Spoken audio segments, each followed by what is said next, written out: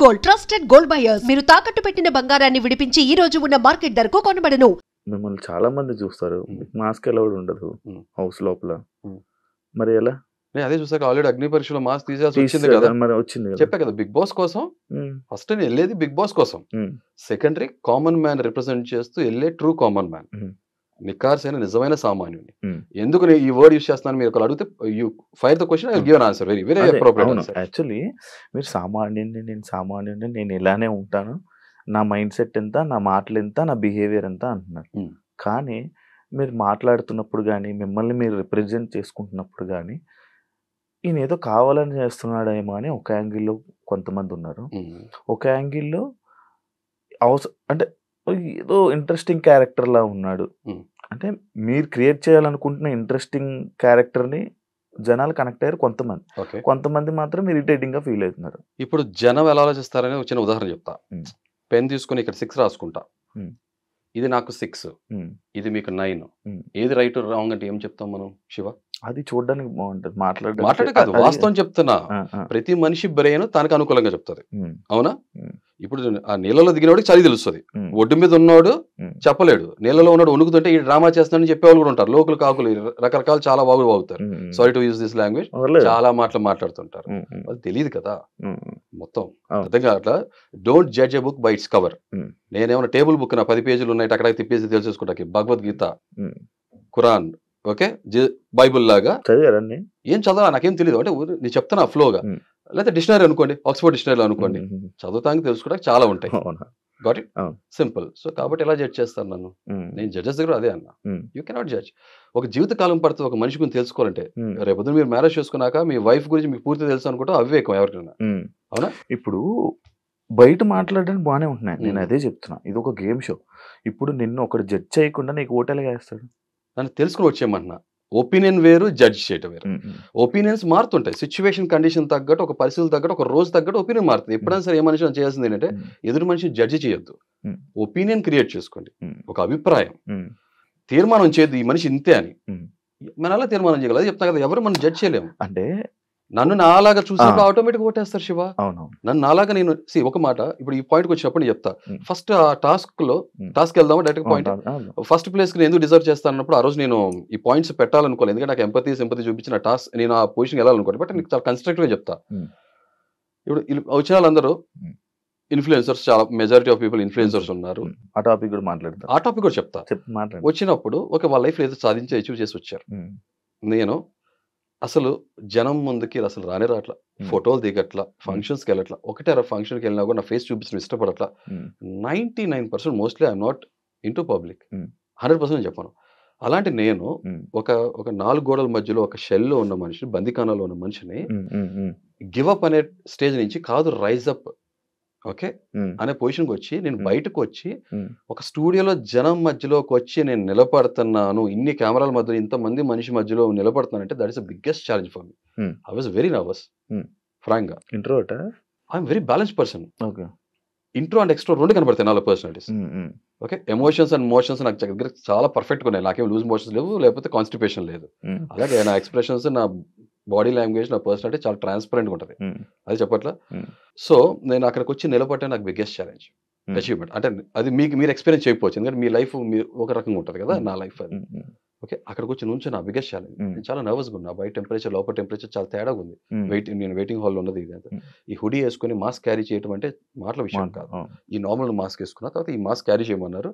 It was very suffocate, ఉడికిపోతున్నా లోపల. నేను వచ్చి లోపలికి కూర్చున్న తర్వాత ఐ వాజ్ వెరీ నర్వస్. వాళ్ళు నన్ను క్వశ్చన్స్ అడిగారు and I really respect judges, ఎందుకంటే నాలో నేను నిజంగా ఫేక్ పర్సన్నా లేదా కరెక్ట్ పర్సన్నా, they want to test my personality, నాలో ఉన్న బెస్ట్, అసలు నేనేంటి, what is my potentiality pull out చేయడం కోసం ట్రై చేశారు. జస్ట్ లైక్ మీ, నేను కూడా కాలేజ్లో క్రికెట్ ఛాంపియన్గా ఉన్నప్పుడు లేదా క్రికెట్ లీడర్ కెప్టెన్గా ఉన్నప్పుడు నాకు బెస్ట్ టీం కావాలి అనుకున్నప్పుడు ఎవరిలో స్ట్రెంగ్స్ ఏంటో తెలుసుకుంటా కదా, వాళ్ళు అదే చేశారు. సో ఈ ప్రాసెస్లో ఎవరైతే మనం ట్రై చేశారో ఇది నా అచీవ్మెంట్ ఫస్ట్. 2 నా నిజాయితీ. నాకు అక్కడ చాయిస్ ఆప్షన్ ఉంది. ఇప్పుడు కోపం నా నిజాయితీగా ఉన్నదో చెప్పా, అంటే పెరిగిన వాతావరణం, నా బాల్యం అంతా కూడా అలా ఉంది కాబట్టి సమాజం ఇది చెప్పా కదా, కొంచెం నాకు ఈ పేట్రియట్ భావాలు, సమాజం, సొసైటీ అన్ని కన్సర్న్స్ ఎక్కువ ఉంటాయి. అవన్నీ కూడా మీకు డీటెయిల్ కాబట్టి మీకు లెంత్ అవుతుంది చెప్పేస్తా, బట్ అది కూడా మాట్లాడుకుంటాం. సో అలాంటి వ్యక్తిత్వం ఉన్న మనిషిని నేను, కోపం సహజంగానే ఎక్కువ ఉంటుంది కాబట్టి, మీరు ఎవరైనా రీసెంట్ గా చేంజ్ చేసుకున్నారా రీసెంట్ పాస్ట్ లో అని అడిగారు. మీ వైఫ్ నో అది అసలు మీకు టెలికాస్ట్ అవ్వాల. రీసెంట్ పాస్ట్ లో ఎవరైనా రీసెంట్ గా ఎవరు మీరు చేంజ్ చేసుకున్నారంటే నాకు గుర్తులేదండి, ఈ మధ్యకాలంలో ఎవరు చేంజ్ చేసుకోవట్లా, చేతులు వెనక కట్టుకుని ఉంచుంటున్నానని చెప్పాను. ఓకే, కోపం వస్తే ఏం చేస్తారు? కోపం రివీల్ చేస్తా, ఫేక్ ఉండు కదా, కోపం వస్తే కోపం రివీల్ చేస్తా. దాని తర్వాత ఓకే ఎవరు మీరు చేంజ్ చేసుకున్నారు, కోపం వస్తే కొడతారా అంటే కొడతా. ఏ కాంటెక్స్ట్ లో కొడతా, కోపం యొక్క సివియారిటీ ఎంత, ఇంటెన్సిటీ ఎంత అడిగితే నేను కరెక్ట్గా రైట్ క్వశ్చనింగ్ పెట్టుంటే నేను చెప్పేవాడిని. సరే టైం ఫ్రేమో లేకపోతే వాళ్ళకి ఆ టైంలో స్పాంటేనిటీగా ఆలోచన వచ్చిందో వాళ్ళు ఆ క్వశ్చన్ చేస్తారు. తర్వాత ఎప్పుడైనా మీ వైఫ్ మీద చేంజ్ చేసుకున్నారా ఎప్పుడన్నా చేయెత్తారా సంథింగ్ లైక్ దట్ అడిగారు కదా. ఇప్పుడు నాకు 2 ఆప్షన్స్ ఉన్నాయి శివ, మీరు ఆలోచించండి. నేను శుద్ధపూసని శ్రీరామచంద్రుడిని నేను చేంజ్ చేసుకోవాలా, అబ్బో నేను మన్మధుడిని అని చెప్పి ఏదో పోర్ట్రేట్ చేసి బ్లఫ్ చేసి షోలో ఆపర్చునిటీ తీసుకుని లైఫ్ లో కెరియర్ లో సక్సీడ్ అవునా, లేకపోతే నిజాయితీగా ఉన్నా. ఎందుకంటే నేను ఆ షోకి వెళ్ళేది నేనేమన్నా లాస్ట్ 3 seasons ఎందుకు నచ్చలేదంటే ఈ sympathy cards, victim cards, okay community cards, language, ప్రాంతం ఇలాంటి కార్డ్స్ ఆడి తెలుసు కదా ఏం చేశారు.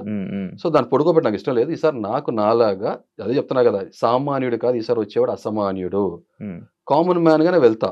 షో అయిపోయేటప్పటికి come on man what a journey, ఇది కదరా కంటెస్టెంట్ అన్నట్టు ఉండాలని నేను ఆ కమిట్మెంట్ ఉన్నవాడిని. నేను నిజాయితీగా మాట్లాడా, చేసుకో ఎస్ అన్న, కొట్టారంటే కొట్టానన్న. ఇప్పుడు నా నెక్స్ట్ క్వశ్చన్ అలాంటి ఏమి ఫ్రేమ్ అప్ అవలా.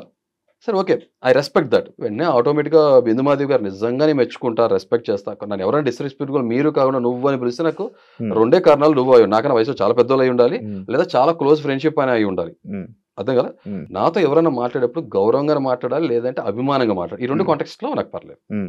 అలా కాకుండా డిస్రెస్పెక్ట్ఫుల్ గా హ్యూమిలేట్ చేసేటట్టు, బుల్లింగ్ చేసేటట్టు ఇలా యాటిట్యూడ్ చూపిస్తే మాత్రం కుదరదు. సింపుల్ లైఫ్, మన సెల్ఫ్ రెస్పెక్ట్ అంటాం కదా, గివ్ రెస్పెక్ట్, టేక్ రెస్పెక్ట్. మీ మర్యాద మీ చేతుల్లో ఉంటుంది. మీరు నాతో ఎలా మాట్లాడితే మీకు ఎలా వస్తుంది. మీకు ఎలా వస్తుంది అంటే కాన్కేవ్ కాన్వెక్స్ లెన్స్ లాగా వస్తుంది, భూతత్వం లాగా వస్తుంది మీకు, అంతే సింపుల్. సో నాతో అలా మాట్లాడారు, ఆబ్వియస్ గా మీరు చూస్తుంటే రెస్పాండ్ అయ్యాను, అయిపోయింది.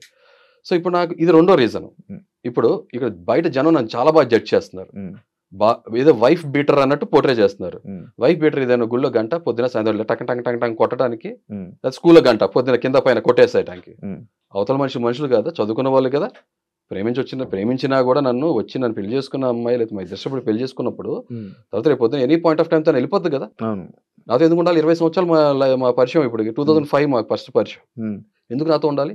చిన్న కామన్ సెన్స్ తో అందరికి అర్థం అయిపోవాలి. తను ఒక పాపం దెబ్బతిన్న మనిషి, శారీరకంగా మానసికంగా బాధపడి ఉంటుంది. కొట్టినవాడు ఆడవాళ్ళు కళ్ళ నీళ్లు పెట్టి ప్రదర్శించి వాళ్ళ ఎమోషన్ చూపిస్తారు. చాలా మంది మగాళ్ళు బాధపడతారు, బయటికి చూపించారు అంతే.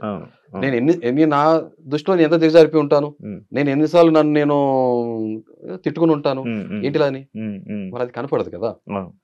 అయినా ఇంకో విషయం, మొగుడు పిల్లల మధ్యలో ఎవరు రాకూడదు, గాలే రాకూడదు, 3వ వ్యక్తి లేకపోతే షో ఫార్మాట్ వచ్చింది. బట్ నేను నిజాయితీగా ఉండాలి కాబట్టి నా కన్విక్షన్, నా నిబద్ధత క్లియర్ గా నేను ఎంత ముక్కుసూటి కూడా తెలియజేస్తాను.